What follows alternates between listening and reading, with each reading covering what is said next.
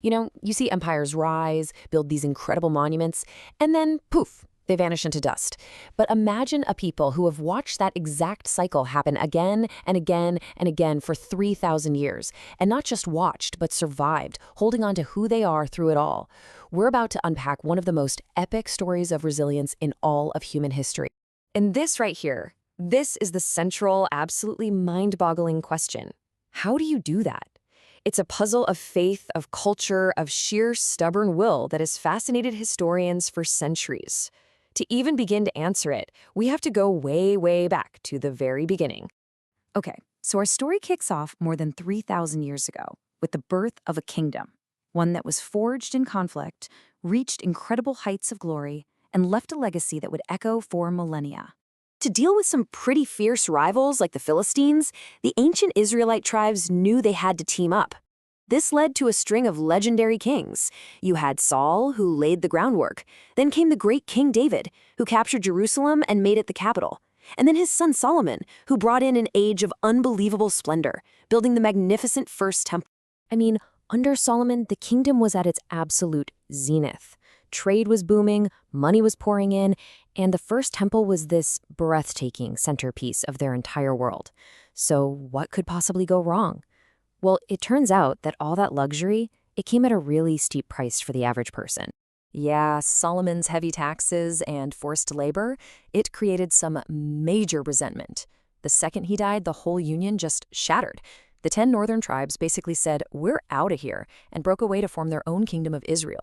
That left just the 2 southern tribes as the kingdom of Judah. And this right here is a timeless lesson, isn't it? Internal division makes any nation a sitting duck. And that vulnerability? It didn't take long for someone to exploit it. The Assyrian Empire, a real military juggernaut of the time, swept down from the north. They completely conquered the kingdom of Israel and scattered its people all across their lands, which is where we get the story of the 10 lost tribes. A little over a century later, it was like déjà vu, but honestly, even more catastrophic. This time, it was the Babylonians. They conquered the southern kingdom of Judah, and in a truly devastating blow, they leveled Solomon's temple. The nation's leaders, its thinkers, its elite, they were all dragged off into the Babylonian captivity, an event that would sear itself into Jewish memory forever.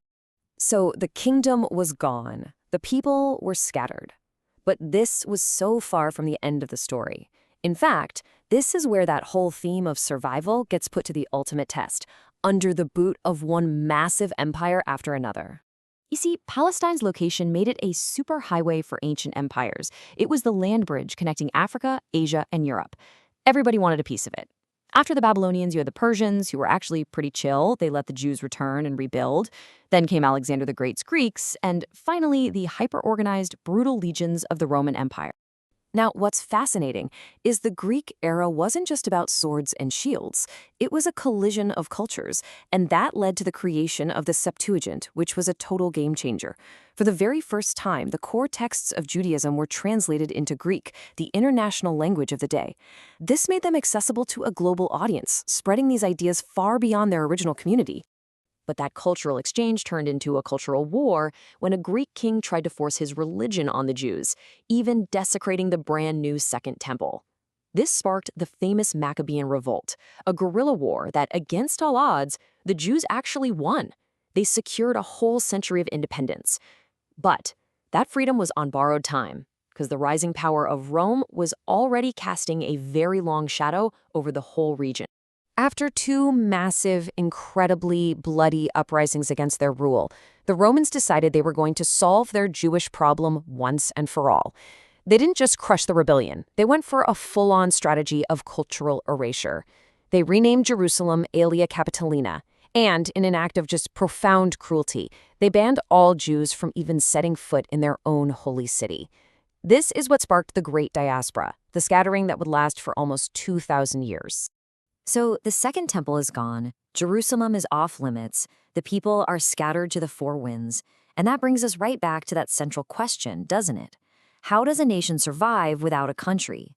Well, the answer involved a pretty radical reinvention of, well, everything. Okay, check this out. With the temple gone, leadership itself had to evolve or die. The old priests, whose authority was tied to that one physical building, they were suddenly obsolete. So in their place rose the rabbis. These were teachers, scholars, thinkers who could interpret Jewish law and lead communities anywhere in the world, whether you were in a huge city in Persia or a tiny village in Spain. And these rabbis created something truly revolutionary, the Talmud.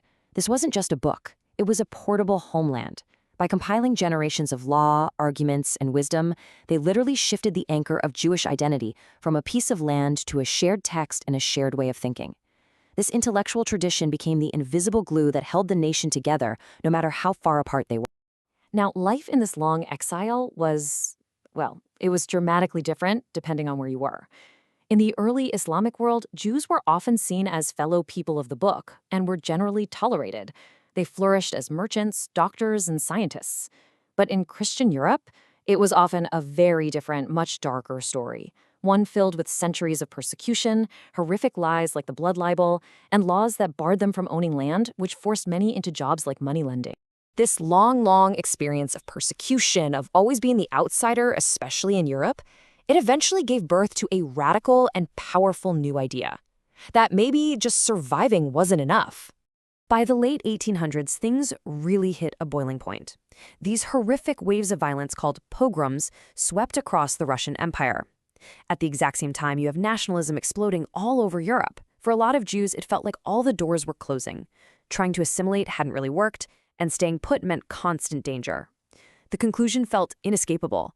The only real path to safety and a future was to get a national homeland of their own. And this idea, it formalized into a political movement, Zionism. This wasn't just some ancient religious dream of returning to a holy place. It was a modern political solution to a 2,000-year-old problem. The core argument was that only through national self-determination could the Jewish people finally break that long, painful cycle of exile and persecution. It was a really diverse movement with all kinds of political and cultural ideas, but they all pointed to that one fundamental goal, sovereignty. So we have just traveled across 3 millennia, from ancient kings and shattered temples to a global diaspora and modern political movements. It is an absolutely unbelievable story, full of these incredible highs and devastating lows, and we genuinely love to know what you think. Drop a comment below and let us know what part of this journey really jumped out at you. What do you think is the secret to this incredible story of survival? Your engagement actually helps the channel a ton and lets us make more deep dives just like this one. So if you got something out of this, it would be awesome if you'd hit that like button and subscribe. If there's one single thread that runs through this entire 3,000-year epic, it's a relentless, almost unbelievable resilience, a drive to adapt, to innovate, and just to survive against all possible odds. And it really makes you wonder, after everything we've just seen, what could the next chapter of this incredible story possibly hold? Thanks for watching.